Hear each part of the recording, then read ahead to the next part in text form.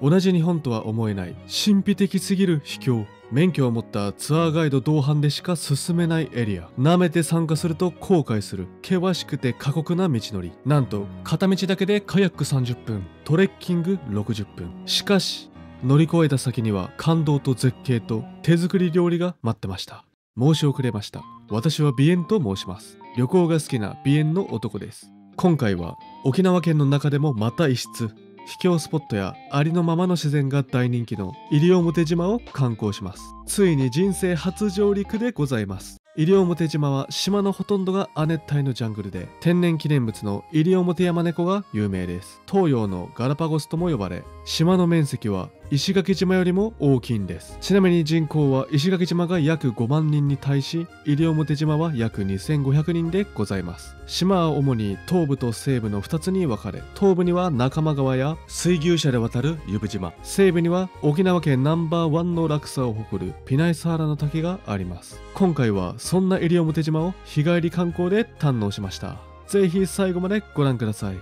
ちなみにこのチャンネルでは全国を旅する様子や行ってよかった観光スポット紹介を投稿しております。ぜひこの機会にチャンネル登録や高評価ボタンで応援していただけると嬉しいです。そのワンタップが励みになるんです。よろしくお願いいたします。おはようございます。私は今石垣島に来ております。今日はついに人生初の西表島に行ってきます。でスケジュールはめちゃくちゃ悩んだんですけど、今回は西表島は日帰りで観光します。西表島めちゃくちゃ広くて1日で回れる場所限られてるので、もう1箇所集中でツアーに参加して、カヌーとトレッキングとで滝を見に行くっていうツアーに参加して、西表島の大自然を満喫したいと思います。いや、西表島楽しみだな。どんな感じなんだろうな。今まで秘境スポットとか観光してたんですけど、多分レベルが違うと思うんですよね、今回は。あと暑いんで、熱中症が怖いですよね。西表島行きのフェリーで食べる朝ごはんを買いにやってきました。朝7時から営業してます。知念商会にやってきました。知念商会。石垣島名物鬼笹が有名なお店です。鬼笹とはおにぎりとささみの略でございます。しかしここには他にもたくさんのものがあります。ちなみにおにぎりは100円です。安すぎる。知念商会で朝食月中、サンドイッチとおにぎりと鬼笹といろいろ買いました。来たー、今年も離島ターミナルやってきたー。到着。空いてる空いてない、第一満車。第一駐車場が空いてることなんてほぼないからね。第二駐車場に行きます。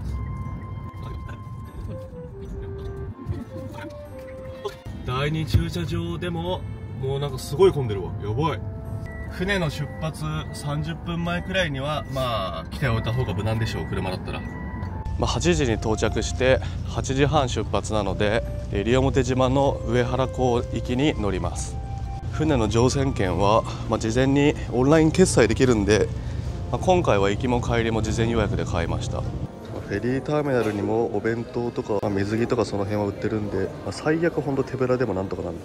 今回は安永観光さんのフェリーに乗って向かいます。石垣港から西表島の上原港まではだいたい50分くらいです。今日は長い戦いになりそうなので、具志堅さんと記念撮影をして気合を入れておきます。出発の15分前くらいから乗船案内が始まります。席は自由席のため早めに並んでおかないと、窓側やいい席はあっという間に埋まってしまいます。乗船案内から到着まで1時間くらいあるので、たくさん食べてエネルギーを補給しておきます。いざ出発。スタッフさんたちが手を振って見送ってくれます。天気は快晴で風もそんなにないためスムーズに到着できそうです。船はそこまで揺れることもなく、船酔いなども大丈夫でした。上原港に到着しました。ガイドさんが大きなボードを持って立っているため、基本的にはスムーズに合流ができます。車で移動した後、カヌーのオールと防水バッグ、ライフジャケットを支給されます。ここからカヌー乗り場までは5分から10分ほど歩いていくそうです。カヌーの漕ぎ方についてレクチャーがあります。みんな経験者だそうで、スムーズに終わりました。片方漕いだら反対。で、左を越えたら右に行きますので、カーブしたい方向と逆を漕ぐっていうのを覚えておいてください。一番重要なのは前に進む方法とカーブの仕方が分かれば何も問題ありません。すごい、こんなとこまで進んでいくんだ。いや、これはもう冒険レベル高いっていうか、もう冒険そのものだ。あ、でもこういう階段とかあるんだね。すごい。今思えばまだこの時は元気な顔をしていました。なんだかんだ余裕でしょうって思ってましたからね。おお、ここは、すごい。下がり花。このお花ですね。これが下がり花と言います。車からカヌー乗り場までは結構歩きます。ただこの辺りは道が整備されているのでかなり歩きやすく険しさはなかったです。カヌーの出発地点に到着しました。てかあれですね、カヌーじゃなくてカヤックだそうです。パドルが両サイドについているものがカヤックで、片方だけのものがカヌーだそうです。おお、なんかいっぱい魚来た。てな感じで出発します。ここから30分の道のりだそうです。ほとんど日陰がないためサングラス、帽子、日焼け止めはあった方がいいです。ちなみに前日2リットルの水のペットボトルを凍らしておいて持ってきたんですけど、これが正解でした。マジで最低でも2リットルはあった方がいいです。前に進む分には難しくないんですけど、スタート地点がかなり細かったので微調整ですね、左右の調整がかなり難しかったです。トゲのある植物は毒があるかもしれないらしいよ。おお、ちょっとスピード出ると涼しいな。少し進むと幅が広くなり視界が開けてきました。まるで日本にいるとは思えない神秘的な光景です。しかし慣れるまで本当に扱いが難しくてですね、焦ると右左どっちを漕げばいいか分かんなくなってね、高確率で反対側を漕いでしまってこんな感じでねぶつかりまくりました。特に減速をしたり方向転換する時のパドルの使い方がめちゃくちゃ難しかったです。あ、めっちゃ浅いここ。熱い。こうやってもう水をかけてやんないと。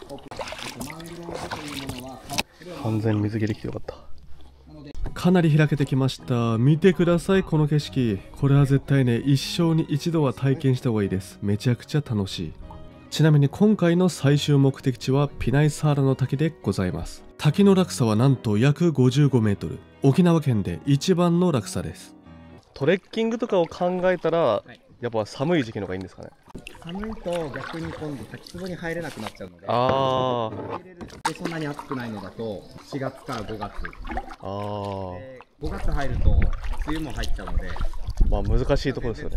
梅雨入りして3日4日ぐらいで梅雨明けします。そういうこともあるんですね。すごいですね。梅雨3日。いやでもこんな晴れたの初めてですね。前回が4月で、4月は気温はいいんですけどやっぱ雨が多くてほとんど雨でしたね。その前は10月で、10月も雨ばっかでした。今回初めてのなんか晴れ続きなんで、こんな暑いと思わなかったです。でも定期的にこうやって足冷やしてればちょっと変わるね、だいぶ。個人的にこのツアーは2人で参加がおすすめです。前の人と後ろの人で交互に休憩しながらカヤックを漕ぐと体力がかなり温存できます。すげえ見えてきた。ピナイサーラの滝は人数制限がありますが、思ったよりもたくさんの人がいました。そしてツアーはここからが本番です。ついに到着した。こっから45分登るらしいですね。出発地点に巨大な何かを発見。これは蜂の巣ではなくてシロアリの巣だそうです。ここにライフジャケットを置いて滝の上まで歩いていくそうです。2リットルの水を背負っていくので水分補給に困ることはないですが、これが吉と出るのか凶と出るのか。最初の 1,2 分はねこんな感じで平坦な道だったんで、なんだ余裕じゃんと思ったんですけど、いきなり崖が現れました。ここからしばらくはねずーっと上りだったので結構きつかったです。これから山歩く時の注意点ちょっとお話しします。裏側に毛虫とかがついてる可能性があるので、絶対にこう握らないようにしてください。茂みとかに入ると毒蛇、ハブとかがいる可能性あるのでちょっと気をつけて。すごい、なかなかハード。おお、まあ確かにでもこう木の幹とか握りたくなるなこれ。さあいけるか。どうやっていくの？まあ手使うしかないね。あ、すごい、もうずーっと登っていくんだ。まあ一応階段っぽくはなってるけど、なかなかですねこれは。あんまり幅もないね。よそ見したら転落する細さ。ツアーガイドさんはともかく他の参加者たちは西表島初めてのはずなのにやたらサクサク進んでいきます。もしかしたら自分が運動不足なだけなのかもしれませんが、あんまり休憩することなくね、よくそんなにサクサク進めるなっていうのがなんかね、印象的でした。すごい滑りそう。八重山すべザトウムシ。ザトウムシ、はい。これは家に出たらめちゃくちゃ怖いやつ。滝まではひたすら険しい道を登っていくだけなんですが、途中でですね、ガイドさんが生物を見つけたら見せてくれたり、いろいろと解説してくださるので、たどり着くまでの道も楽しむことができました。ただ足は結構やられます。そして1箇所だけですが、ロープを使って登る場所もありました。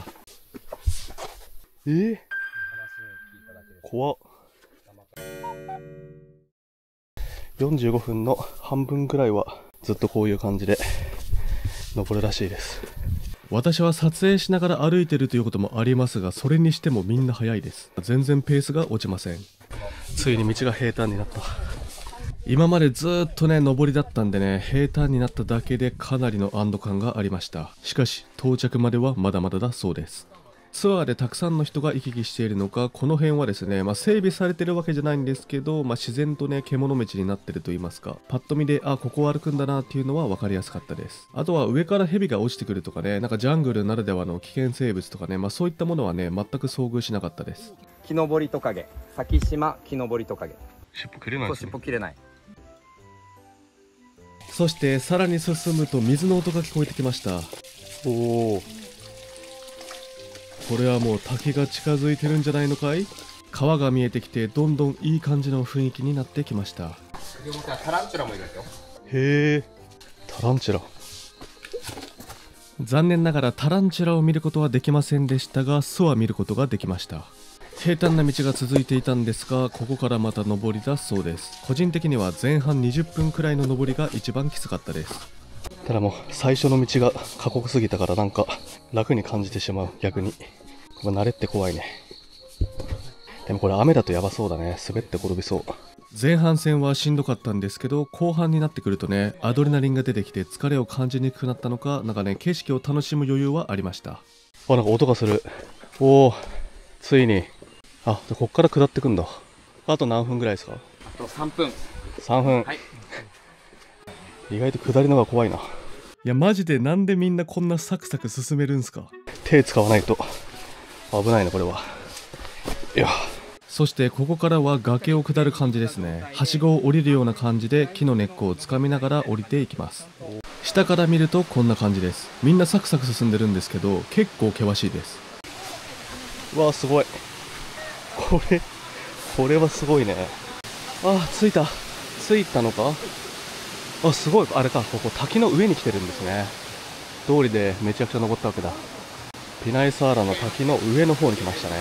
だからこれあれか、端っこに行き過ぎたら普通に落ちてゲームオーバーです。冷たい。やばい、回復する。これは足冷やすだけで全然違う。でもあっちはもうあっちはもう崖ですね。これ何メートルなんですか？55メートル。55メートル、はい、じゃあ落ちたら終わりですね。沖縄県でナンバーワンです、落差。へえ、沖縄県落差ナンバーワン。すげえ。いやー、これはすごいですね。長く険しい道のりを経てついにたどり着いたのがこちら、ピナイサーラの滝でございます。すごい冷たい。めっちゃいいね。うわすげえ。これだから旅はやめらんないですね。これはもう旅行とかそういう次元なのかってなっちゃうけど、すげえ。ピナイサーラの滝の絶景がこちら。あれさっきカヌーで通った場所だ。すげえ。落差55メートルを誇るピナイサーラの滝の上にやってきました。素晴らしい絶景です。来るまでが過酷だっただけに達成感が半端ないです。西表島の絶景とともにチャンネル登録と高評価よろしくお願いいたします。ちなみに下に見えるね滝壺にもこの後行くんです。このツアーは滝の上で記念撮影した後にランチを食べて、でまた山を下って下の滝壺に行くというコースなので、もうピナイサーラの滝を贅沢に堪能することができます。すげえマジで。こんなに人がいっぱいいると思わなかったけど、すごい。あ、もうこれを背負ってたんですね。そうです。結構重いっすよね、これ。結構重かったです。そしていよいよランチタイムです。めちゃくちゃお腹減りました。ツアー予約するときにランチ付きっていうのはしてたんですけど、まさかここで手作りの八重山そばを食べれるとは思いませんでした。すごすぎます。おお、すごい。これが八重山そばですね。八重山そば。めっちゃいい匂いする。入ってるので、これを一応2人で分けます。450ですか。はい。すごい。1袋 450g。みんなで分けてもまあ200ちょいくらい。行きもフェリーで食べてきたんですよ。あ、そうですか。鬼笹の鬼笹ですね、元祖。それプラスもうサンドイッチ作ってきました。でも腹減りましたね。秘伝のタレですか。市販のタレ。ご飯できました。うまそう。じゃあお渡ししてきますね。手作りの八重山そばをゲットしました。めちゃくちゃうまそう。沖縄スパイシー。お肉はうちの妻の手作りです。へえ。お母さん、my wife。分厚い。Thank you so much。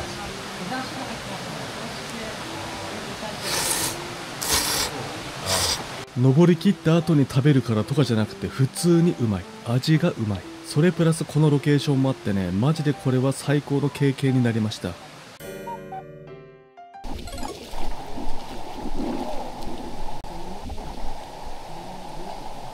めっちゃ冷えた。いや、すごかった。ありがとうピナイサーラ。次はまた山を降りてって下に行きます。竹壺に行きます。てな感じでまた険しい道のりを進んでいきます。1時間くらいかかるそうです。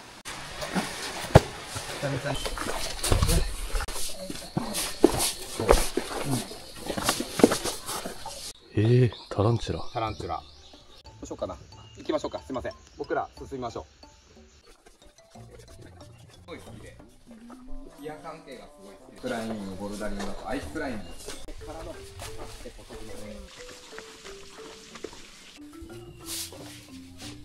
木です。すごい。木なんだ。Very big tree。木です。すごい。木なんだ。Very big tree。これ根っこなんですか。これ根っこです。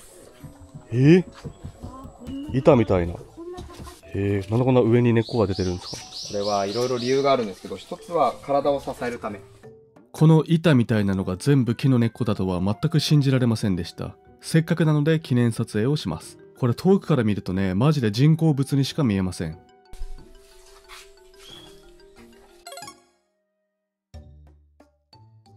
これがちょっと危ないので、今後も山の中で確認してもらいたい。これがあったら触らないでほしいんですけど、これちょっとパキッと折りますよ。これが超猛毒。猛毒なんですか。猛毒です。これも実はあれさっき気づかなかった。一番最初に見てたのか。意識しないと全然。ジャパニーズシジミ。色はシジミじゃないですか。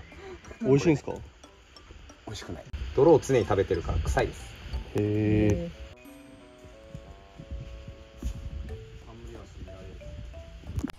あ、これもさっきのでかっ。すごい。これが根っこなんだ。じゃあ意外と危険生物とかあんま出ないですね。なんか調べるとなんかいっぱい出てくるんですけど、実際来たらなんだかんだそんなに。青森の奥入瀬渓流行ったんですけど、植物がやっぱ全然違うですね。個人的には滝の上に行くルートよりも滝壺に向かうルートの方が雰囲気が良かったです。どことなく奥入瀬渓流にも似てました。そして何より崖を登ることがなかったのがめちゃくちゃ嬉しかったです。お、すごい。もののけ姫みたいな。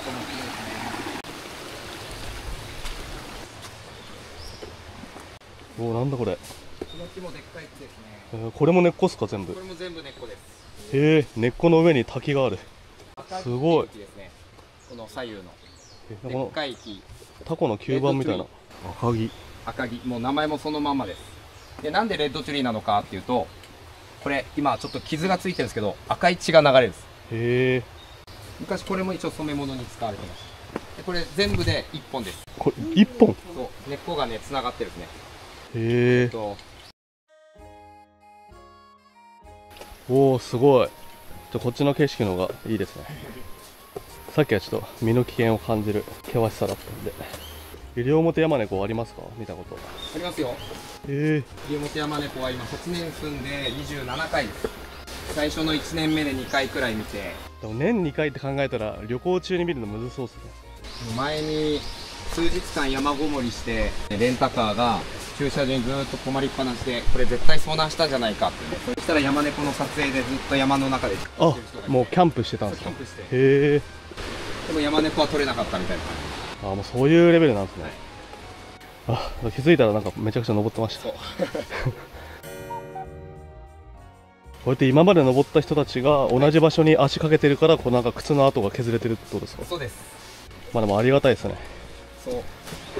でもこれを環境問題っていう人がいるので、そうなんですね。人数制限がスタートしちゃったのもこういうところもあるんですよね。破壊が早く進んじゃうってことですね。じゃあ昔はもっといっぱい人が行き来してたんですか。大きい時で1日300人。今そのマイナス100人にして200人にしたんですけど、それでも予約はすぐ埋まっちゃうみたいな感じなんですか。夏場とかは多分これから結構埋まるんじゃないかなと思って。ここ結構危ない。滝壺に向かってるんで下るイメージがあったんですけど、この辺りから急に登り始めることになりました。いやー、これ痩せますね。はい、これ週5ぐらい、週6とかやってるんですか。やばい時はもう毎日1週間丸々しないからってことも普通にあります。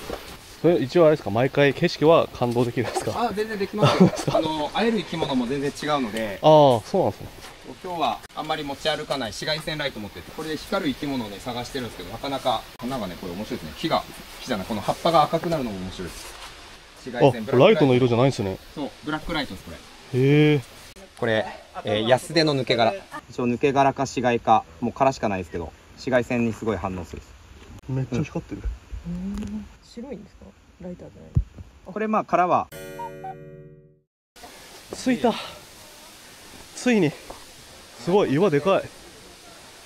生き返りそうだ。すごい。霧だ。今日はあんまり水量はない方なんですか。今日水量ない方ですけど、ちょうどいいんじゃないですかね。これくらいが。霧みたいな。あっちまで行けるんですね。そう、向こうまで行けます。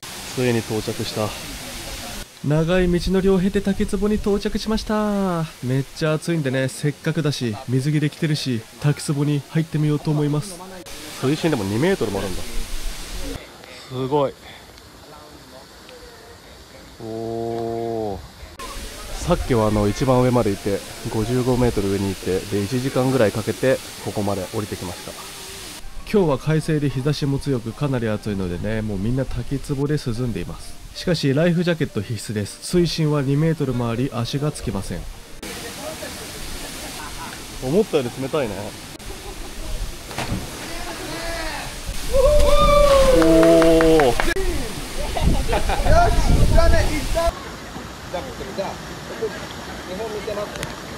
相方も飛び込みにチャレンジするようです。本来であればね、自分が飛び込んで相方が撮影なんですけどね、今回はね、あえての逆です。別にビビってるわけではありません。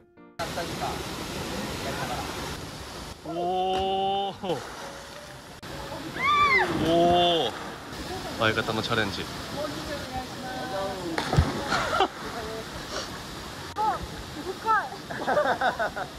そうか、2メートルあるのか、ここも。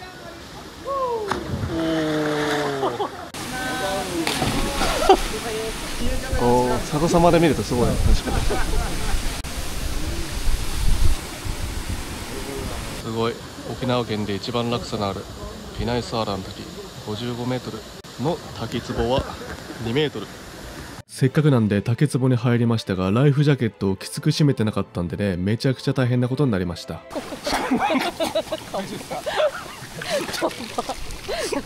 水辺に行くときはしっかりきつく締めましょう。せっかくなので滝の真下から記念撮影しようと思います。撮影しながらね、泳いで渡ろうと思ったんですけど、片手で泳ぐのめちゃくちゃ難しいです。ほぼ溺れています。すごいよこれ。すげえ。写真撮りますよ。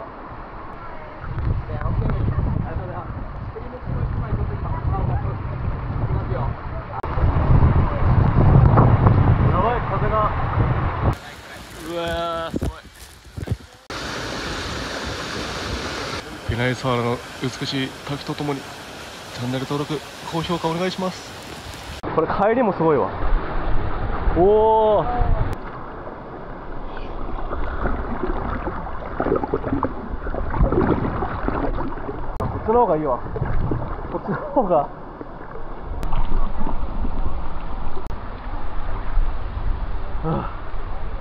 めっちゃ疲れた。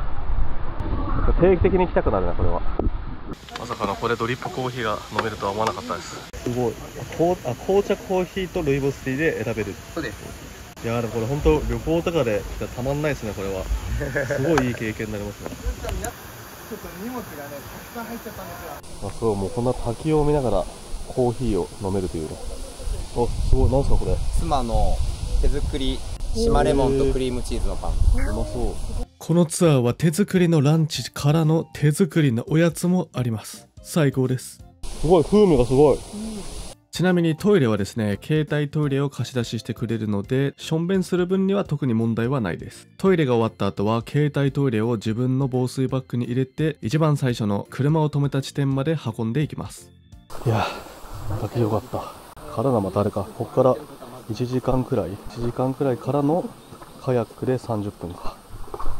お、これすごい。滑り台みたいな。皆さん帰りも元気です。なんでこんなにサクサク進めるのかマジで不思議。しかしですね、子連れのファミリー層もツアーに参加していたので、基本的には普段から歩いてる人であれば問題はないと思います。ただめっちゃ疲れます。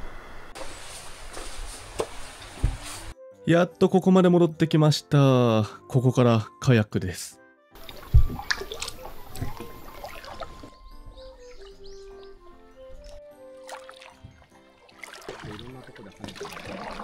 わあ、暑い。日差し暑い。明日石垣島のカヌーなんですよ。でも明日は夜の夕方からスタートで、なんか夜のマングローブとなんかサンセットみたいな。なのでまあこんなに暑くはないと思うんですけど、でも日沈むの遅いですよね。8時ぐらいまで。いやー、本当にね、長い道のりでしたね。しかしね、特に怪我することもなく、熱中症になることもなく、無事に戻ってこれました。無事に帰ってこれた。いやー、楽しかった。なんだかんだあっという間。これだけで1日使っても全然楽しいね。夜ご飯は焼肉屋さん予約してるんで楽しみだ。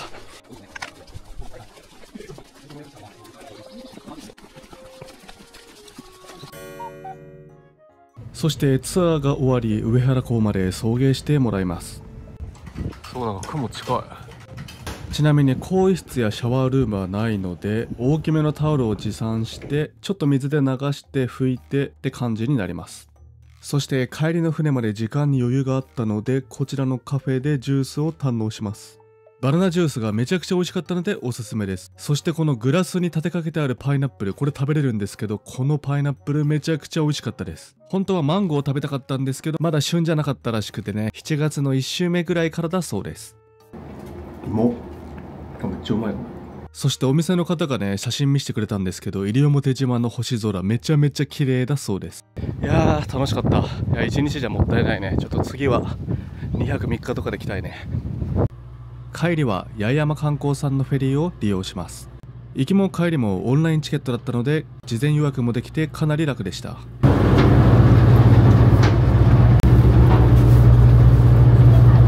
目線の高さ海です。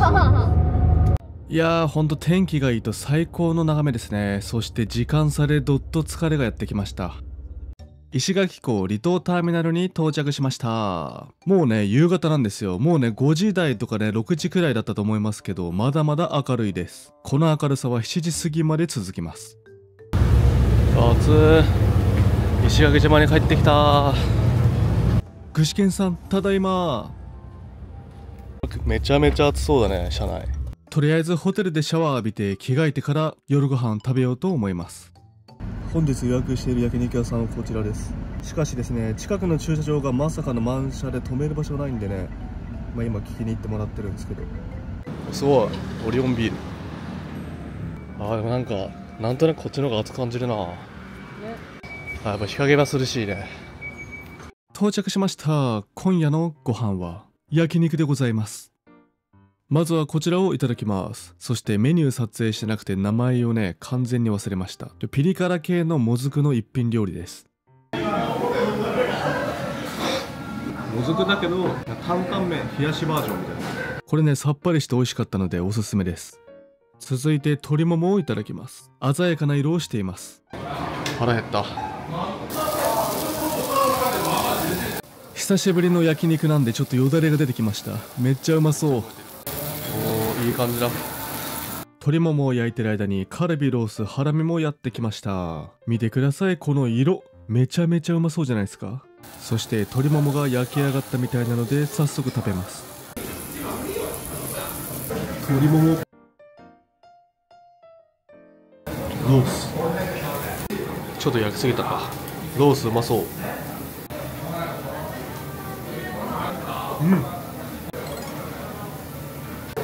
ロースうまいね。とろける。うまっ。すごい色だね。めっちゃいい色してるね。ロースってこんなとろけるんだね。これは何？これはハラミができました。ハラミいただきます。ハラミ。ハラミ。ロースのとこだったの。これはなかなか衝撃というか、今まで人生で食べたどのロースよりもぶっちぎりで美味しかったです。個人的に鶏肉が好きなんで、どの焼肉屋行っていい肉食べても結局鶏ももがうまいなってなるんですけど、今回だけはロースがぶっちぎりで美味しかったです。カルビはわさびをつけていただきます。わさびカルビ。わさびとタレで食べるとめちゃめちゃうまかったです。ハラミ第2弾。ロースほんとうまいな。ロースがうますぎたのでおかわりして注文したので、さらにこれプラスで食べれます。最高。でもこのロースプラスまた注文したんでマジで美味しかったので、このお店来たら絶対ロースだけは食べてください。輝いてる。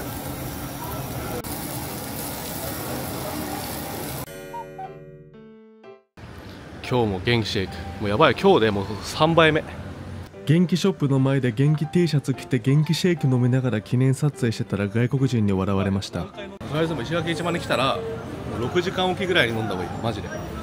昨日だけで2杯飲んで、今日も飲んで、今日は1杯しか飲めなかったんですけど、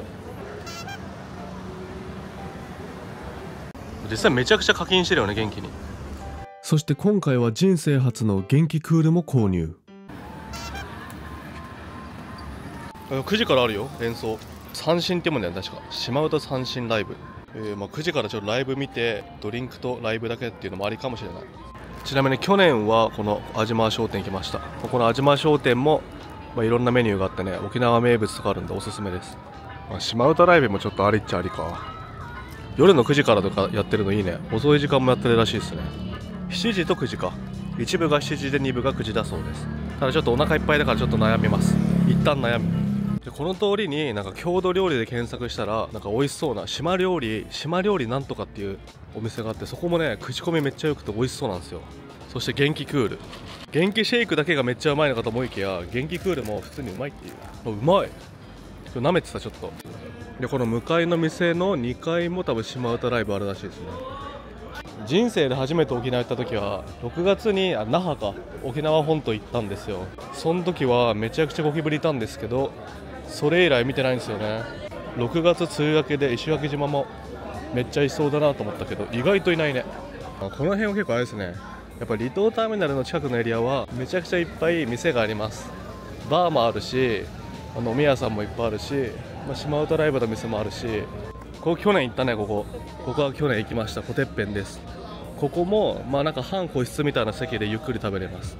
海鮮料理とかジーマミーの揚げたし豆腐とかいろいろ沖縄料理もね楽しめます。これめっちゃ、これ犬苦手な人絶対入れないじゃん。マジでガチの番犬。ちょっと待って、駐車場どこだっけ。あれでも違くない？この通り、オーリー通り。カメラ撮りながら適当に歩いてたら道に迷ってしまった。違う、こっちで合ってるわ。ここもなんかあれだ、居酒屋個室あり、朝5時まで。なんか食べ歩きスポット欲しいよね。なんか食べ歩きのスポットあったらめちゃくちゃ入ると思う。石垣島フルーツとか沖縄料理とかハンバーガーとかいろいろこうなんだろうな、500円から1000円の間でもう1人でパパッと食えるぐらいのやつを食べ歩きスポットみたいなの作ったらもうめっちゃ入ると思う。いや店の中入って座ってなんか 1,2 時間待つとかだったらもう5分10分でパッて食えるやつ食いたいなって人いっぱいいると思う。ツアーとかがねこの離島ターミナルで待ち合わせになることがほとんどなんですよね。なんでそこで待ち合わせする時間までちょっと余裕あるし、なんかパパッと食いたいねって人絶対いっぱいいるんで、たこ焼きとかたい焼き、全然石垣島関係ないかもしれないけどたい焼きですら多分需要あると思う。パッと食えるのはクレープとかね。これ何なんだろう、君の名は。そしてちょうど夜9時からやってるたこ焼き屋さんを発見したので早速買いました。ということでホテルに戻ってきました。焼肉食べて街ぶらしてからのテイクアウトでご当地お寿司と海の花っていうお寿司屋さんでめちゃくちゃうまそうで、ちょっと高級ですけどね。これで2500円、おまかせ握り2500円、お寿司とあとたこ焼きですね。こちらは500円です。熱々で美味しそうです。でもやっぱ寿司はね、最近の旅行で寿司食べてなかったんで、やっぱこう毎日食べておきたいですよね。お寿司とたこ焼きでじゃんけんで1貫ずつ食べるっていう感じです。とりあえずもうね、食べたいのは3つぐらい僕の中でも決まってるんですけど、さあこれが全部食べれるかどうか。最初はグー、じゃんけんぽい。今1回も俺勝ったんで絶対にこれだけは食いたい。もちろんこれです。一旦ネギ取りいただきます。うまっ。最初はグー、じゃんけんぽい。よっしゃ。何を取るんだい。そうきた。そういう感じ。多分これヒラメかな。てな感じで最後の1巻まで先攻後攻をじゃんけんして食べ終わりました。めちゃくちゃ撮影時間長くなったのとなんか微妙だったんでね、いつの日か未公開シーンまとめみたいな感じで動画出そうと思います。そんなに食べれるかなと思ったけど、やっぱ寿司はね食べれるわ。石垣島でたこ焼き食べるの人生初めて。これうまい。たこ焼きうまいね。たこ焼きうまい。じゃあこれ500円なんでね、安い。石垣島でたこ焼き食うっていう選択なんかなかったけど、ちょうど夜9時からオープンしてるんですよ。逆に夜からやってて、ちょうど小腹が空く時間というかね、焼肉食べたのが夜の7時だったんで、最近なんか、YouTube の動画を作るためにいろんなお店を回るとか、需要がありそうな情報を届けるためにいろんなお店回るっていうのもあるんですけど、こういう感じでお寿司とたこ焼きみたいな感じで、ちょっと食べるとか、サーターアンダギーとか、あと元気シェイクとかね、こういうことをするとやっぱ普段の旅行の多分2倍から3倍ぐらいなんかね、満足度が上がるというか、やっぱ1日で飯を3か所4か所で食べた方がなんか思い出にもなるというか、1日が長く感じますね。朝昼晩夜食みたいな。ちなみに明日もカヌーなんですよ。明日は5時半過ぎ集合で海でカヌーでサンセット見れるんですよ。カヌーに乗ったまま夕日が沈むとこ見て、で沈んだら今度カヌーのままマングローブ行くんですよ。で夜のナイトツアーみたいな感じのツアーなんですよ。で午前中は朝一で石垣島の最北端の景色見に行って、晴れ予報なんでさぞかし美しい景色だと思うんでね。で観光スポット回ってご飯食べてって感じですね。で夕方前にこっち戻ってきて、で着替えてツアーに行くって感じなんで、ぜひ明日も見てください。てな感じで今回は西表島の秘境スポットを巡る旅でした。次の動画もお楽しみに。ご視聴ありがとうございました。